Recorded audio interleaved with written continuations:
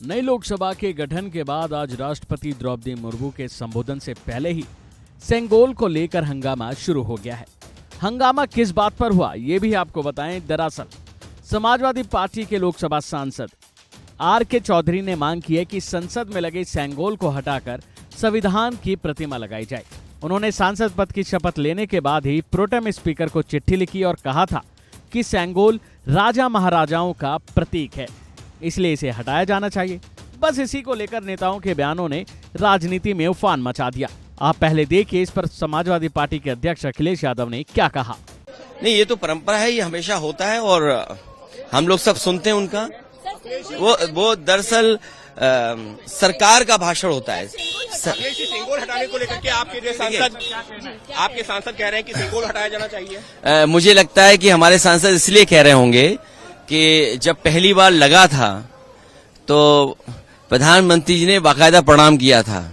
इस बार शपथ लेते समय शायद वो भूल गए, उसी को याद दिलाने के लिए लगता है मेरे पार्टी के सांसद ने कुछ इस तरह का पत्र लिखा है। तो आपकी क्या राय है? नहीं, देखिए जो राय उस समय मेरी थी मैंने ट्वीट किया था। आप मेरी राय आर्काइव से निकाल करके सब चैनलों पे चलाइए। तो अब अभी जो है रहना चाहिए, अभी रहना चाहिए। मैंने क्या कहा जब प्रधानमंत्री जी ही प्रणाम करना भूल गए तो इसका मतलब उनकी भी इच्छा कुछ और होगी। ये तो बात हुई अखिलेश यादव की। अब आप सुनिए कि एनडीए के नेताओं ने क्या कहा। ये बेहद दुर्भाग्यपूर्ण बात है कि समाजवादी पार्टी के सांसद कहते हैं कि सेंगोल सिंबल ऑफ मोनार्की है और इसीलिए उसको पार्लियामेंट से हटा दिया जाना चाहिए। बताइए कि जो पार्टी सिंबल ऑफ परिवारवाद है वो आज भारत की संस्कृति, तमिल संस्कृति के इतने अभिन्न अंग को फिर से अपमानित करने पर तुली हुई है। पर यह कोई हैरानी की बात नहीं है।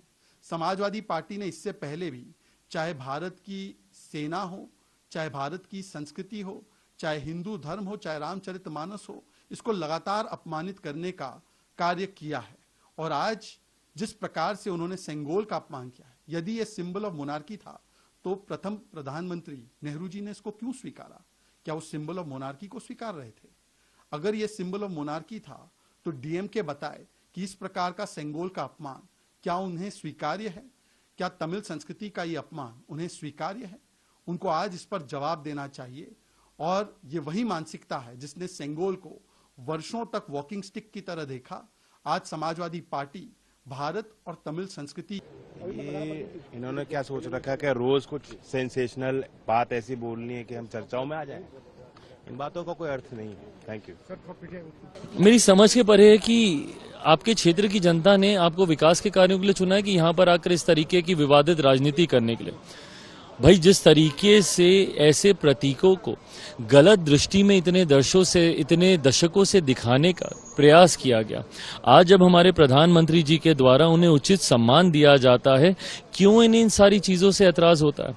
क्यों नहीं भैया सकारात्मक राजनीति की सोच ये विपक्ष के नेता रख सकते हैं, एक साथ आगे बढ़ने का प्रयास करें, ना कि इस तरीके के विवादित बयान देकर बंटवारे की राजनीति करें। Government has always been playing with these kind of things by placing Sengol and other kind of things and making a high drama in the new parliament building was inaugurated. In that time itself, we had commented on our position, and this is a good suggestion from the Samajwadi colleague.